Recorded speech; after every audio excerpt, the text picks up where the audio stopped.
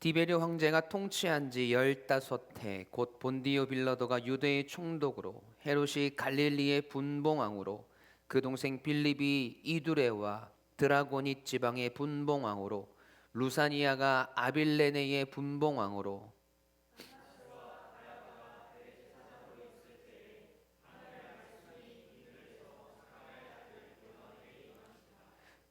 요한이 요단강 부근 각처에 와서 죄 사함을 받게 하는 회개의 침례를 전파하니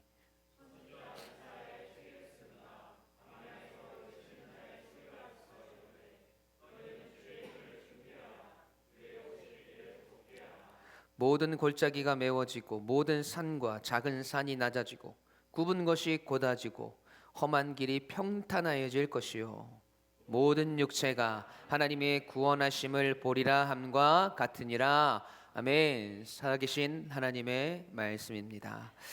여러분, 오늘 우리는 창립 13주년 예배로 하나님께 올려드리고 있습니다. 제가 10주년에 부임을 해서 벌써 이제 4년째 목회 시간을 보내고 있습니다.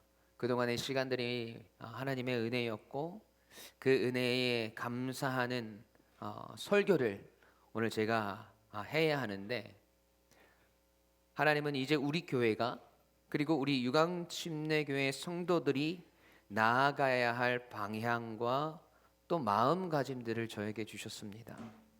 코로나로 움츠려들었던 우리의 신앙들이 이제 다시 날개를 펴고 더 높은 곳을 향해 이 세상을 향해 나아가길 원하시는 것이죠.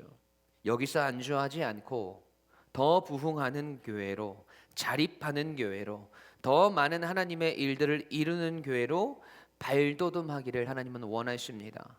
오늘 말씀을 통해서 창립 13주년 감사 예배에 우리 교회와 성도들에게 원하시는 하나님의 뜻이 분명하게 우리 속에 각인되고 깨달아져서 믿음의 걸음을 내딛고 그 믿음을 살아내고 증명하는 우리가 되어지길 간절히 축원합니다.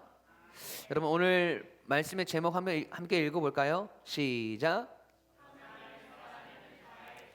아멘. 사명을 살아내는 자의 자세. 오늘은 어떤 성경의 인물이 그 사명을 살아내는지 오늘 말씀을 통해서 볼 텐데요. 오늘 그 사명자의 이름은 침례 요한입니다. 장로교회 다니신 분들은 세례 요한일이 익숙하실 텐데 저희 침례교는 성경 원어 그대로 침례 요한이라고 이야기를 합니다. 어색하지 않으셨으면 좋겠고요. 저희 교회에서는 항상 성경책에 세례라고 적혀 있어도 침례로 읽으셔야 됩니다. 세례 요한이 아니고 어떤 요한? 침례 요한. 자, 오늘 본문 1절은요. 하나님의 말씀이 침례 요한에게 임한 그 시대의 상황을 우리에게 알려주고 있어요. 오늘 본문 1절, 2절 말씀 함께 읽어볼까요? 시작.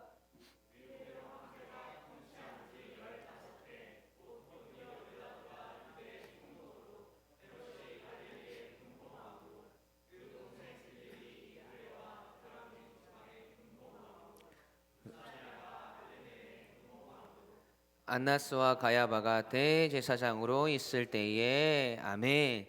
여러분, 오늘 말씀을 보시면 디베르 황제가 통치한 지 15해라고 나옵니다. 그때가 언제냐면 제가 잘 설명할 테니까 잘 이해하시기 바랍니다.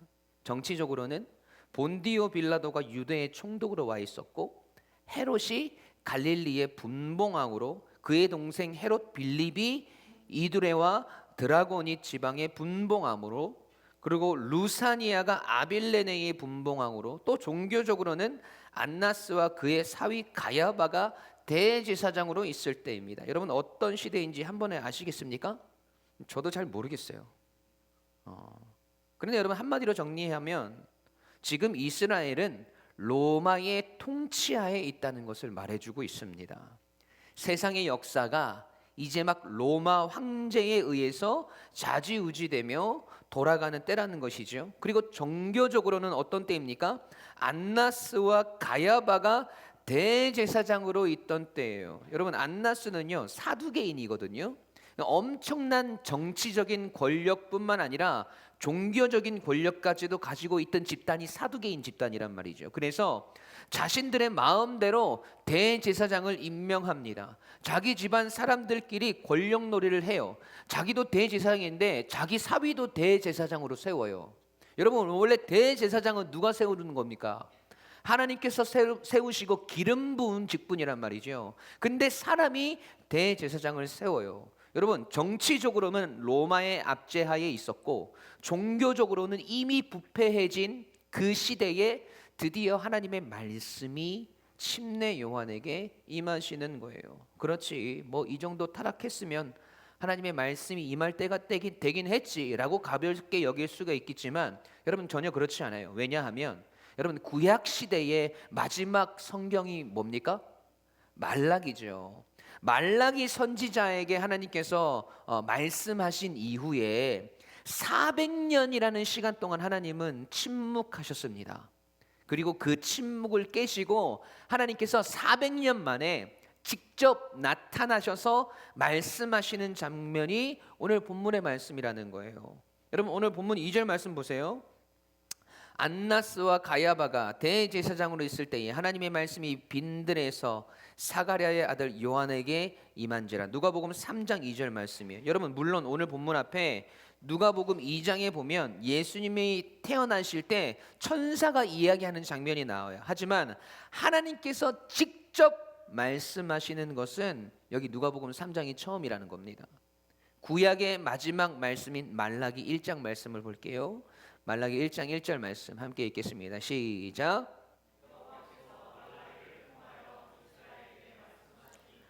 아멘. 여러분, 이렇게 하나님께서 직접 말라기 선지자에게 말씀하시고 말라기 선지자를 끝으로 침묵하셨던 하나님께서 400년 만에 직접 말씀하시는 겁니다. 하나님의 말씀이 빈들에서 사가랴의 아들 요한에게 임한지라. 여러분, 이건 정말 대단한 사건인 것이죠. 여러분, 그 말씀이 누구에게 처음 임했다고요? 침례 요한입니다. 여러분, 그렇게 기다리던 하나님의 말씀이 본격적으로 예수님을 통해서 나타나시기 직전 사람에게 임하였다라는 것은요, 하나님께서 다시 사람을 사용하시겠다라는 거예요. 즉, 그 사람에게 사명을 주시겠다는 것입니다. 여러분, 그렇다면 침례 요한에게 하나님의 어떤 말씀이 임했을까? 오늘 침례 요한에게 임한 하나님의 말씀, 그리고 그를 부르시고 또 이 세상 가운데 그를 사명자로 보내시는 하나님의 말씀을 통해서 오늘 우리의 진짜 사명의 자리가 어디인지, 그리고 어떤 마음으로 그 사명의 길을 가야 하는지 함께 깨닫게 되는 귀한 시간이 되길 간절히 소원합니다. 아멘. 첫 번째로, 사명은 순종과 함께 가야 하는 길이라는 거예요. 우리 함께 큰 목소리로 읽어볼까요? 시작. 아멘. 여러분, 오늘 본문에서 이 침례 요한에게 어떤 말씀이 임했는지 자세히 나와 있지 않지만 누가복음보다 먼저 쓰여진 이 마가복음 1장에 가보시면 이사야 40장 말씀을 인용하여서 이런 말씀이 나옵니다. 마가복음 1장 2절 3절 말씀이에요. 선지자 이사야의 글에 보라, 내가 내 사자를 내 앞에 보내노니 그가 내 길을 준비하리라. 광야에 외치는 자의 소리가 있어 이르되 너희는 주의 길을 준비하라. 그의 오실 길을 곧게 하라. 아멘. 여러분, 어떤 말씀이 임해요? 주의 길을 준비하고 그의 오실 길을 곧게 하라 라는 말씀이 주어졌음을 알 수 있습니다. 그리고 나서 그가 선포한 말씀이 뭐예요? 오늘 본문 3절 말씀이에요. 누가복음 3장 3절 말씀 함께 읽겠습니다. 시작. 요한이 요단강 부근 각처에 와서 죄 사함을 받게 하는 회개의 침례를 전파하니. 아멘. 여러분, 이 말씀을 마가복음에서는 어떻게 이야기하고 있는지 아세요? 마가복음 1장 4절 말씀 함께 읽겠습니다. 시작. 침례 요한이 광야에 이르러 죄 사함을 받게 하는 회개의 침례를 전파하니. 아멘. 여러분, 사해 위쪽 광야 지역 남요단강 우편에 있는 이 디베랴라는 곳에서 사람들에게 회개의 침례를 주면서 회개하라고 선포하는 것이 그의 일이었고 침례 요한의 사명이었습니다. 그러니까 날카로운 어떤 회개의 촉구, 그것을 부르짖는 목소리가 그를 통해서 디베랴 지역에 광야 지역에서부터 선포되어졌다는 것이죠. 그리고 그곳에서 그치지 않고 그의 사명의 외침은 어디까지 이어지는지 한번 보시죠. 누가복음 3장 18절 19절 말씀 함께 읽어보겠습니다. 시작.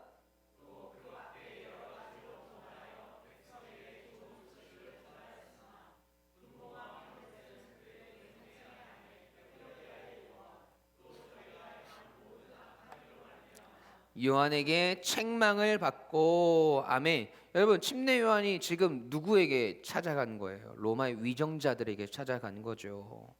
죄를 회개하고 침례를 받으라는 그 선포가 디베랴 지역, 광야 지역에서 그치지 않고 모든 사람들이, 그때 당시 모든 사람들이 두려워할 만한 지도자들, 위정자들 앞에서도 그는 담대히 회개를 촉구하는 외침을 하고 있습니다.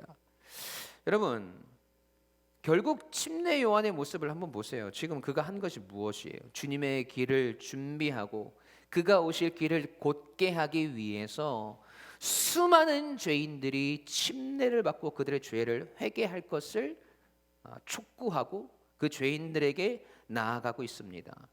그 사람들이 광야에서 만나는 사람들이 되었든, 그리고 이 세상의 권력과 힘과 명예를 가진 사람이 되었든, 여러분, 침례 요한은 그것들과 타협하는 것이 아니라 이 세상의 권력자들이 가지고 있는 그 죄에 대해서 정확하게 끄집어내고 담대함으로 그들에게 회개의 말씀을 전하고 있다는 것이죠. 여러분, 왕 앞에서도 두려워하지 않습니다. 오히려 담대하게 그들을 꾸짖어요. 니들 그러다가 큰일 난다. 조금만 더 있으면 누가 오시는지 아느냐? 나는 물로 침례를 주지만 성령의 불로 침례를 베푸시는 분이 오시면 너희들은 꺼지지 않는 불에 태워질 것이다. 그러니 어서 정신을 차리고 회개의 침례를 받으라 라고 외치면서 자기에게 임한 하나님의 말씀을 담대하게 전하고 있습니다. 여러분, 이를 통해서 우리가 알 수 있는 것은, 여러분, 침례 요한의 사명의 길은 광야가 되었든 빈들이 되었든 요단 강가가 되었든 힘있고 권력 있는 자들 앞에 되었든 그 어디서든 하나님의 말씀을 선포하는 것이었습니다. 자신의 처지, 자신의 상황, 자신의 환경, 여러분, 그런 것들은 침례 요한에게 하나도 중요하지 않았어요. 오로지 자신의 사명에만 자신의 모든 것을 쏟아부었습니다. 여러분, 침례 요한이 왜 위대한 믿음의 사람, 위대한 사명자라고 불리는지 아세요? 여러분, 그의 삶을 한번 보세요.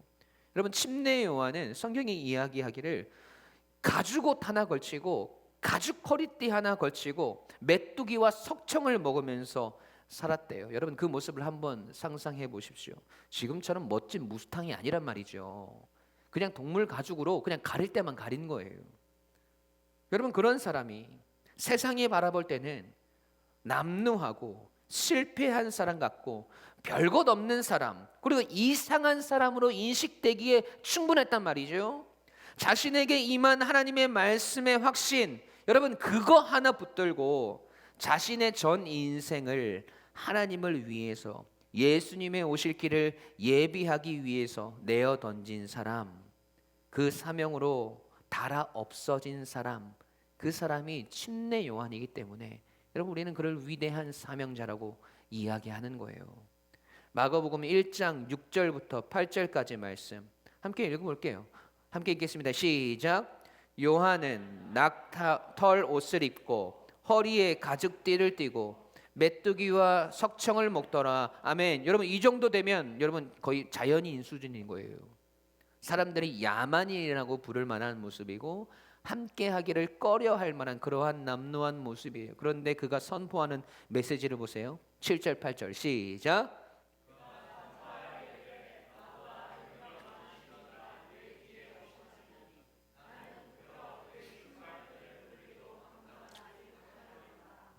나는 너희에게 물로 침례를 베풀었거니와 그는 너희에게 성령으로 침례를 베푸시리라. 아멘. 여러분, 이 침례 요한의 사명을 살아내는 모습 앞에서 아주 중요한 사실을 우리는 발견하게 되는데요. 침례 요한은 하나님께서 주신 그 사명 앞에서 자신의 상황, 자신의 처지, 자신의 모습, 그런 모습들을 전혀 계산하지 않았다라는 거예요. 여러분, 하나님의 말씀이 자신에게 임하고 하나님 주신 사명만 바라보았다라는 것이요. 여러분, 그가 그 사명 앞에서 계산적인 사람이었다. 자신의 형편, 자신의 모습, 또 자신이 나아가야 할 그 환경, 그것을 바라보았던 사람이라면 여러분 아마 이렇게 이야기했을 거예요. 하나님, 지금 제 행색이 조금 남루해서 다른 사람에게 피해가 될 수도 있을 것 같습니다.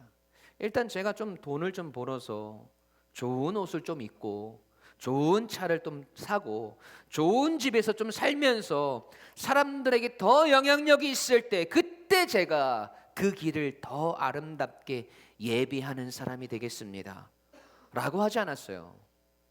하나님, 광야가 조금 너무 더우니까 조금 더 괜찮은 지역으로 이동을 해서 사람들이 더 많이 모이고 회개를 선포했을 때 더 많은 사람들이 하나님께 돌아올 수 있는 곳으로, 이 광야 말고 이 시골 촌구석 말고 조금 더 도시로 더 좋은 땅으로 가겠습니다 하나님 라고 말하지 않았습니다. 하나님, 로마의 분봉왕에게 가야 됩니까? 여러분, 하나님, 이 지역을 다스리는 사람들이고 머리도 똑똑하고 알 만큼 아는 사람들입니다. 로마 황제를 신으로 섬기는 사람입니다. 그 사람들이 이 말이 통하겠습니까? 일단은 조금 더 좋은 때를 기다렸다가 분위기가 무르익었을 때 그때 가서 그들에게 회개를 촉구하는 것이 더 좋을 것 같습니다 하나님, 이렇게 말하지 않았어요. 너희는 주의 길을 준비하라, 그의 오실 길을 곧게 하라. 여러분, 이 말씀 듣고 지금 자신이 그 말씀을 받은 그 광야에서, 그리고 그 사명을 따라 그 길을 뚜벅뚜벅 걸어갔던 사람이 바로 침례 요한이라는 겁니다. 여러분, 우리는 하나님께서 우리에게 주신 그 사명들 앞에서 여러분 얼마나 많은 계산들을 합니까? 얼마나 많은 핑계들을 대고 있어요. 하나님, 아직 때가 아닌 것 같습니다. 하나님, 지금은 제가 너무 부족합니다. 하나님, 그 사명은 지금 저에게 너무 부담이 됩니다. 여러분, 이렇게 하나님 앞에 변명하고 핑계대기 바쁘고 나에게 주신 사명, 그 부담감들을 어떻게든 떨쳐보려고, 그래 이 정도면 잘했어, 나는 최선을 다한 거야, 하나님도 이해하실 거야 라고 하면서 여러분 그 사명의 길에서 계산적인 사람이 되어가고 있지는 않은지 여러분, 우리는 우리 자신을 돌아보아야 합니다. 사랑하는 성도 여러분, 사명은 계산하는 게 아니에요. 사명은 순종하는 것입니다. 한마디 더 덧붙이자면 사명은 하라고 하시니 그대로 순종하는 거예요. 그 길이 우리에게 즐거움을 주지 않아도, 그 길이 우리를 행복하게 하지 못해도 주님이 가라고 하시는 길이면 그냥 가는 거예요. 여러분, 그게 사명입니다. 여러분, 오늘 편안하게 예배를 드리고 계시지요? 따뜻한, 밖은 춥지만 따뜻한 예배당에서 편안하게 행복하게 즐겁게 예배를 드리고 계시잖아요. 그렇죠? 여러분, 저는 어떨까요? 편안할까요? 여러분, 저는 유광침례교회에 부임하고 지금까지 3년이 넘는 시간 동안 예배를 집도하면서 한 번도 마음이 편했던 적이 없어요. 여러분이 싫다는 말이 아니라, 내가 예배를 집도하면서 성도들에게 예배가 방해는 되지 않을까, 내 설교가 부족해서 성도들이 은혜 받지 못하는 것은 아닐까, 오늘 이 성도가 보이지 않는데 어디 갔을까, 갑자기 앉아있다 화장실에 가면 갑자기 뭐가 배가 아픈가, 졸고 있으면은 이 사람이 이 말씀을 들어야 되는데 빨리 깨야 되는데, 여러분 이런 걱정들, 그런 것들이 이 예배를 집도하는 이 담임 목회자의 마음속에 엄청난 부담감으로 다가온다는 거예요. 여러분, 이 강단에 선다는 것만으로도 저는 매일매일 떨립니다. 여러분은 편안하게 예배를 드리고 쉬고 계시지만 여러분의 편안한 예배를 위해서 누군가는 두렵고 떨리는 마음으로 말씀을 준비하고 예배를 준비한다는 거예요. 여러분 찬양 너무 은혜롭잖아요. 우리 찬양팀 여러분 행복하게 찬양하시지만 이 아이들은요 여러분 매일매일 긴장을 해요. 토요일에 모여서 2시간씩 연습을 하거든요. 그런데도 오늘 예배하면서 오늘 내가 틀리지는 않을까, 내가 틀려서 성도님들에게 찬양의 예배가 방해가 되지 않을까, 그런 이 떨리고 두려운 마음들로 이 자리에 선다라는 거예요. 여러분 저기 파워포인트 뒤에 있는 우리 파워포인트 하는 우리 방송팀은요 쟤들은 살얼음판을 걷습니다.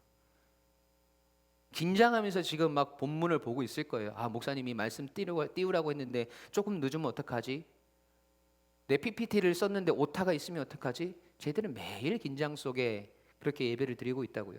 오늘 여러분이 편안하게 예배 드리는 이 시간을 위해서 여러분 누군가는 그 힘든 사명의 길을 걸어가고 있다라는 거예요.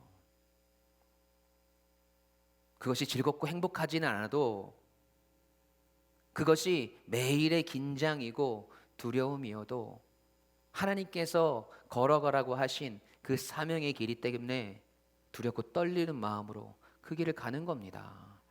여러분 매주일 여러분 맛있게 식사하시죠? 그게 하늘에서 뚝 떨어집니까? 아니에요. 누군가는 시간을 내고 힘을 내어서 그 음식들을 준비합니다. 우리 음식 준비하시는 권사님 집사님도 보면 제가 불쌍해 죽겠어요. 일주일 내내 집에서 밥하고 또 교회 와서 또 밥해야 되고, 여러분 여러분이 맛있게 드시는 그 식사, 그것들을 위해서 여러분 누군가는 오늘도 헌신하고 오늘도 하나님 주신 사명이라고 생각하는 그 사명의 길을 가는 사람들이 있다라는 거예요. 왜 안 힘들겠습니까? 왜 어려움이 없겠습니까? 그런데 하나님께서 가라고 하시니 가는 거예요. 여러분 그게 사명입니다. 두려워도 떨려도 힘들어도 하나님께서 가라고 하시니까 그 길을 가는 것, 여러분 그게 우리의 믿음이고 사명자의 모습인 줄로 믿습니다. 여러분 누군가의 희생의 순종, 계산하지 않고 가라고 하시니 변명하지 않고 오늘도 묵묵히 그 길을 가는 누군가의 사명의 길이 있기에 여러분 우리가 행복한 예배, 은혜로운 예배, 행복한 식탁교제, 아름다운 공동체를 이루어 가시는 것인 줄 믿습니다. 여러분 오늘도 하나님께서 주신 그 사명의 자리 앞에서 우리 모두가 계산하지 않는, 변명하지 않는, 우리 자신을 합리화하지 않는 온전한 순종으로 하나님의 뜻을 이루어 드리는 모든 성도님들 되시길 주님의 이름으로 간절히 축원합니다. 여러분 사명은 하라고 하시니 그대로 순종하는 길입니다. 그 길을 걸어가시는 저와 여러분이 되시길 간절히 축원합니다. 아멘. 두 번째로 사명은 하나님의 마음으로 채워질 때 온전해진다는 거예요. 함께 읽어볼까요? 시작. 아멘. 여러분 오늘 말씀을 자세히 보면 침례 요한의 삶은 어떤 한 사람의 삶과 참 많이 닮아 있습니다. 그게 누굴까요? 예수님입니다. 예수님. 여러분 예수님은요, 예수님의 사명은 인간의 몸으로 이 땅에 오셔서 우리의 죄를 대신해서 십자가를 지시는 것이었습니다. 그것이 예수님이 이 땅에 오신 목적이었고 사명이었습니다. 그리고 전 인생을 그 일을 위해서 헌신하십니다. 낮디 낮은 자리에서 탄생하셨고 사람들이 별로 알아주지 않는 몫으로서의 삶을 사셨어요. 여러분 공생의 기간 3년 동안에는 어디 머리 한 군데 편안하게 두시고 주무실 곳조차 없었습니다. 날마다 자신을 미워하는 종교 지도자들, 정치 세력들 앞에 서셨고 여러분 그들에게 하나님의 말씀을 선포하고 회개를 선포하셨어요. 자신의 인생의 안락함과 윤택함을 위해서 여러분 예수님은 그 어떤 노력도 하시지 않으셨습니다.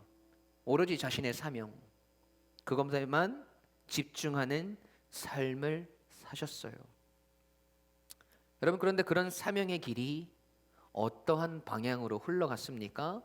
사람들의 조롱을 당하는 자리로, 침뱉음을 당하는 자리로, 채찍에 맞아 피 흘리는 자리로, 자신이 죽을 십자가를 지고 골고다 언덕을 오르는 그 자리로 예수님은 나아가셨어요. 누구를 위해서요? 우리를 위해서요. 사랑하는 자녀들을 위해서, 죄 짓고 배신하고 죽어 마땅한 우리를 위해서 예수님은 그 길을 가셨습니다.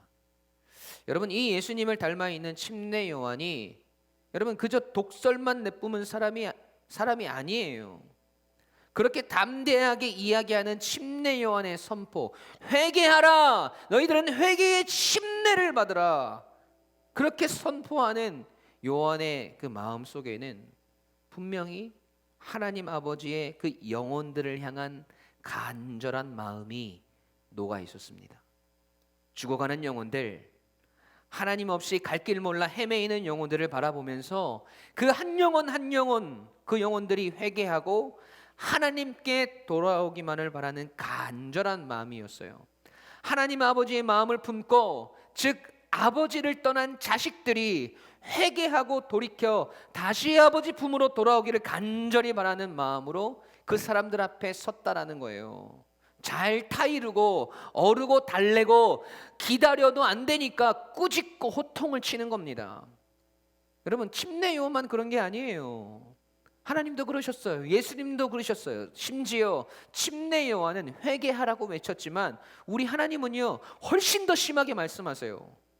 하나님 우리 인간의 죄에 대해서 정말 적나라하게 끄집어내신단 말이죠. 여러분, 이사야 4절부터 1장 4절부터 6절 말씀까지 함께 읽어볼까요? 함께 읽습니다. 시작.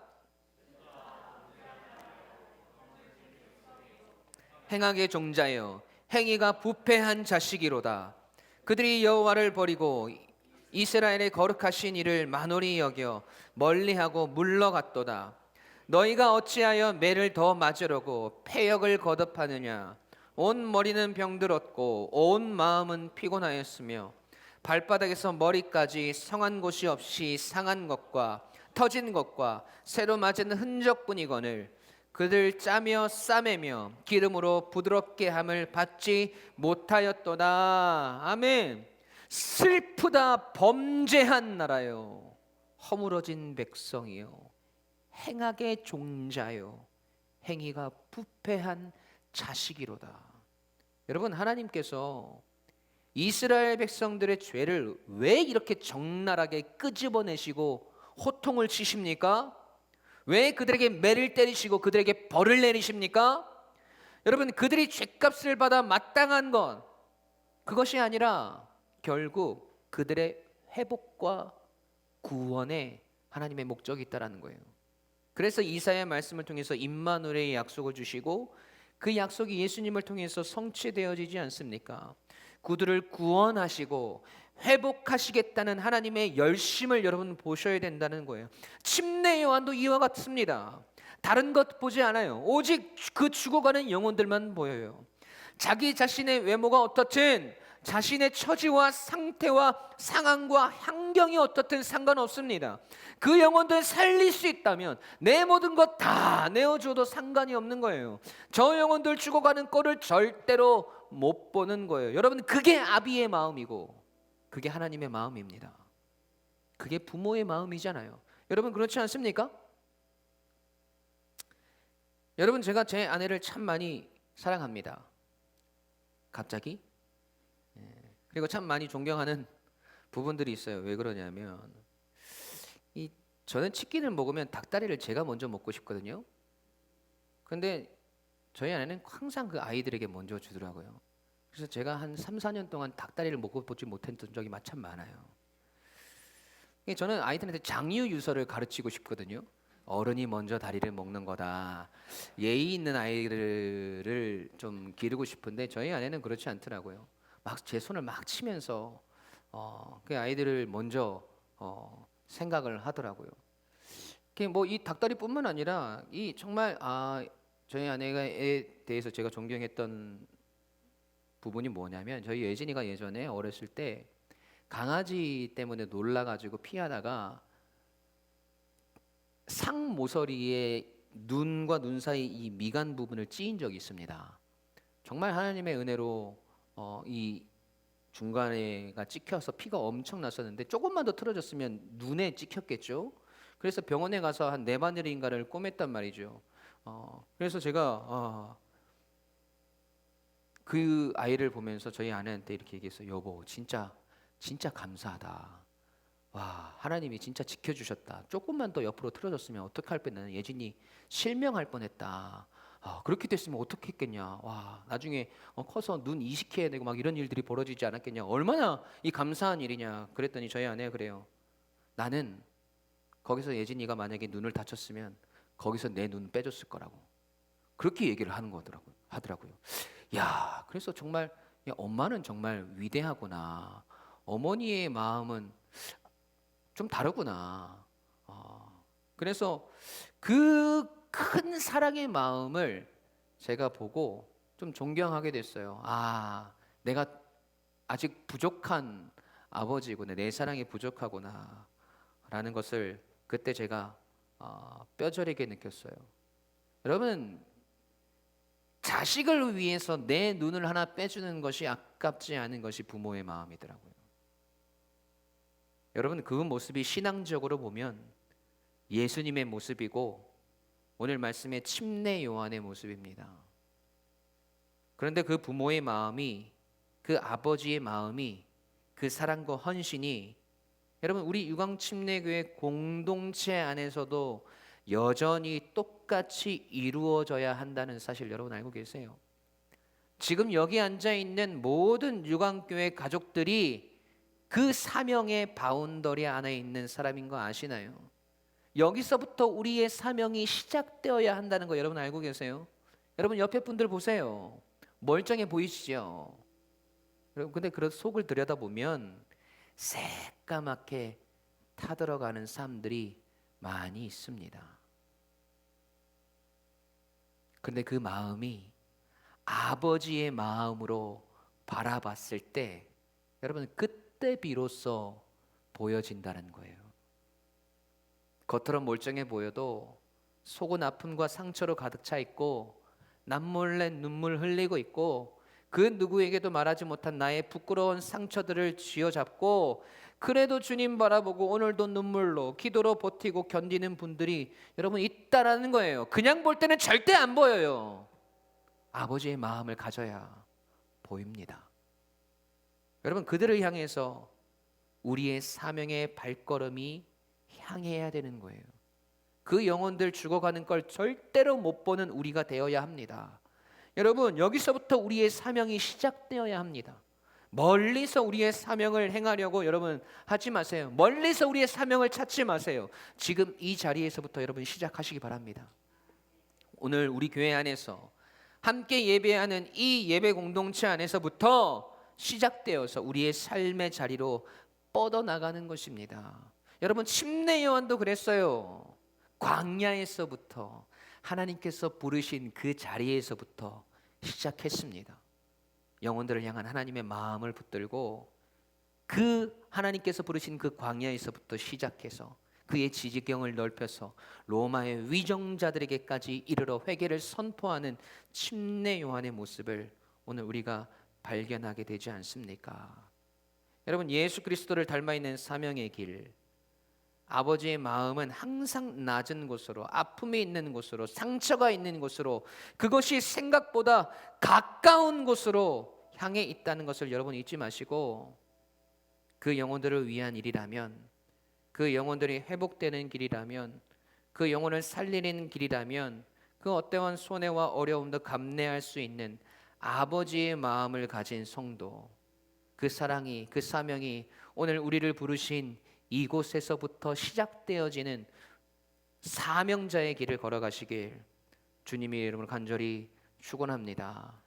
아버지께서 우리를 부르신 그 길에서 또 우리를 보내시는 이 교회와 삶의 자리에서 하나님께서 우리에게 보여주시고 하라고 하시는 그 일들을 그 어떤 계산이나 변명함 없이 여러분 순종함으로 우리가 나아갈 때, 그렇게 될 때 여러분 2025년 창립 14주년 예배 때는 여러분 이 자리가 조금 더 풍성해지지 않을까요? 서로를 사랑하고 교회를 사랑하며 함께 손잡고 사명의 길을 가는 위대한 믿음의 공동체로 더 성장해 있지 않겠습니까?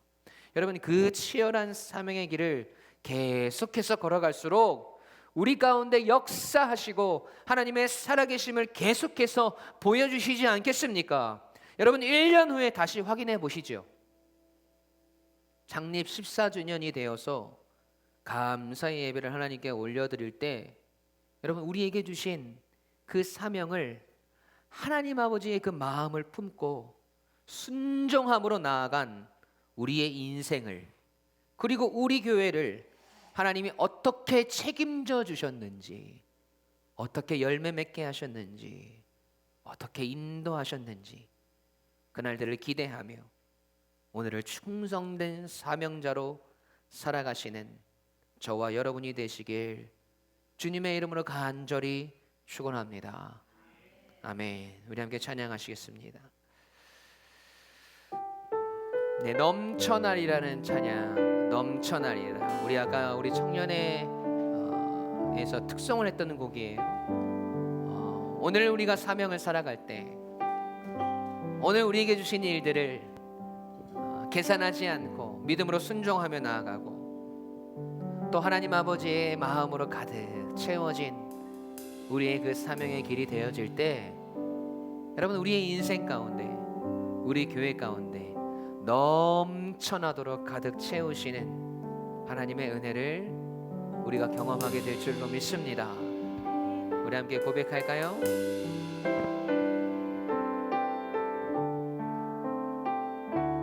주님이 계신 이곳에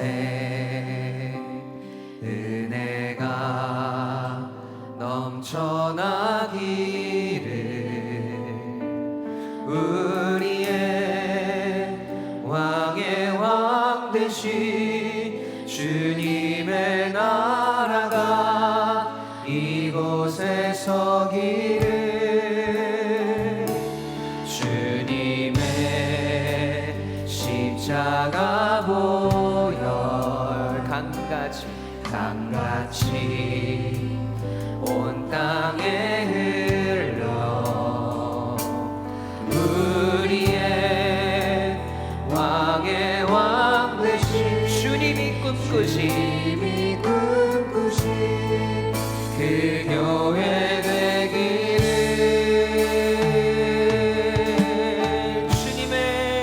주님의 강물이 흘러 여기 생명의 나무 열매 맺으며 넘쳐나리라. 주님의 은혜로 생수의 강이 넘쳐나리라. 기쁨의 노래가 되어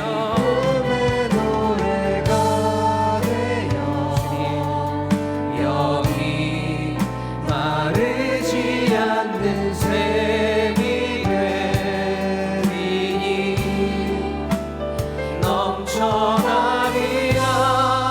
주님의 은혜로 생수의 강이 넘쳐나리라. 주님이 계신 이곳에 다시 한번 고백합시다. 주님이 계신 이곳에 은혜가 넘쳐나기를, 우리의 왕의 왕 되신 주님의 나라가 오늘도 사명의 길을 걸어가는 우리를 통해서 주님의 나라가 이곳에, 주님의 십자가 보혈 강같이 아멘. 여러분, 우리를 통해서 흘러가는 거예요. 우리의 왕의 왕 되신 주님이 묵묵히 사명의 길을 걸어가는 우리를 통해서 주님이 꿈꾸시는 교회 교회가 될 줄 믿습니다. 주님의 강물이 흘러 여기 생명의 나무 열매 주님 우리를 통해서 넘쳐나리라. 주님의 은혜로 생수의 강이 넘쳐나 기쁨의 노래가 되어 하나님 오늘 이곳에 마르지 않는 샘이 되리 넘쳐나리라.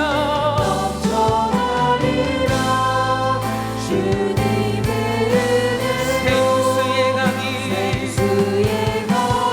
넘쳐나 주님의 강물이 흘러 주님의 강물이 흘러 여기 생명의 나무 오늘도 묵묵히 믿음으로 그 사명의 길을 걸은 우리를 통해서 오늘 우리 교회 가운데 우리의 삶의 자리 가운데 주님의 생수의 강이 넘쳐날 것입니다.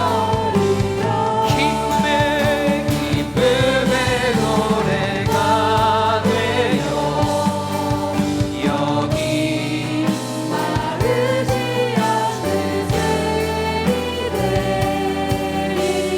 넘쳐나리라. 주님의 은혜로